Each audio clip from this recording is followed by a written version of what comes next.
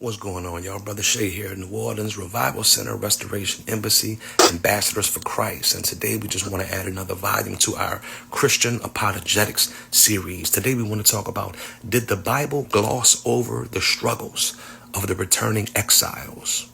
See, one common criticism of the post-exilic books, especially Ezra and Nehemiah, is that the Bible sanitizes the story. Critics claim that the narrative presents a neat, hopeful return from exile while glossing over the real hardships that the people faced. But when we actually read the text closely, that claim doesn't hold up. The return from exile was not a victory parade. It was slow, painful, and filled with opposition. Ezra 4 tells us the rebuilding of the temple was actively resisted by surrounding peoples, leading to intimidation, legal obstruction, and long delays. Nehemiah describes workers rebuilding the wall with a tool in one hand and a weapon in the other. That's not a glossed over struggle. That's survival under threat. Economically, the people were crushed.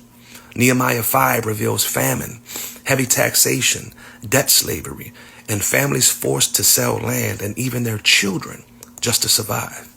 Spiritually, the people were broken. Ezra 9 records public weeping over sin, intermarriage, and covenant failure. This was not a triumphant community. It was a repentant one. So why do some people feel that the story was too optimistic? Well, that's because the Bible is not written to magnify despair. It's written to highlight God's faithfulness in the midst of hardship. Scripture doesn't deny suffering, but it refuses to let suffering be the final word, and that's the same for your life. The post-exilic narrative shows us a people returning to ruins, surrounded by enemies, struggling internally, yet still held together by God's covenant mercy.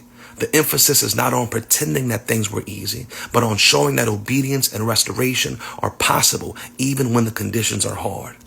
So in short, the Bible doesn't gloss over the pain. It reframes it. It teaches us that God's redemptive work often happens quietly, slowly, and through perseverance, not spectacle.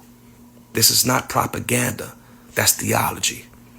So I hope that kind of cleared that up for you all and gave you some clarity on that. Once again, if you do have the time and chance, please follow us on Facebook at the New Orleans Revival Center so we can go live with our Sunday services and Wednesday Bible studies. But I hope that message blessed you all. Till next time.